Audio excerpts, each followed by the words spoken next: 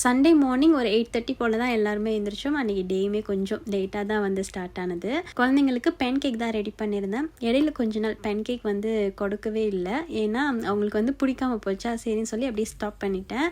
சரி ரொம்ப நாள் ஆச்சு அப்படின்னு சொல்லிட்டு மாவு வாங்கிட்டு வந்து பேன் கேக் ரெடி பண்ணி 2 பேருக்கும் கொடுத்தாச்சு. எங்களுக்கு கேனில் உள்ள தூனா ஃபிஷ் இருந்துச்சு, சரின்னு சொல்லி அதில் கொஞ்சம் எக்ஸ்ட்ராவாக ஆனியன் எக்லாம் ஸ்க்ரம்பிள் பண்ணி போட்டு ஃபில்லிங் ரெடி பண்ணி ஹஸ்பண்டுக்கு ப்ரெட்டில் டோஸ்ட் பண்ணி சாண்ட்விச் வந்து செஞ்சு கொடுத்துட்டேன். எனக்கு நாள் செஞ்சு சப்பாத்தியில் 2 சப்பாத்தி மீதம் இருந்தது. அதை ஏர் ஃப்ரையில் 5 மினிட்ஸ் வந்து ஹீட் பண்ணேன்னா அது நல்லா கிறிஸ்பி ஆயிடுச்சு. ஸோ அதுக்குள்ளே வந்து அந்த ஃபில்லிங் வச்சு சாப்பிட்டுருந்தேன். நல்லா இருந்துச்சு சாப்பிட்றதுக்கு. லஞ்சுக்கு அத்தை தான் மீன் குழம்பு செஞ்சுருந்தாங்க. கொஞ்சம் மீன் வந்து ஃப்ரை பண்ணுறதுக்காக மசாலா போட்டு வச்சுருந்தேன்.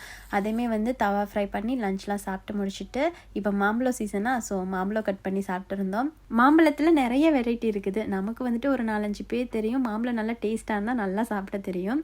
எந்த மாம்பழம் வந்து சாப்பிட்றதுக்கு நல்லா சூப்பராக இருக்கும் அப்படின்னு பேர் தெரிஞ்சிச்சுன்னா கமெண்ட்டில் சொல்லுங்கள்.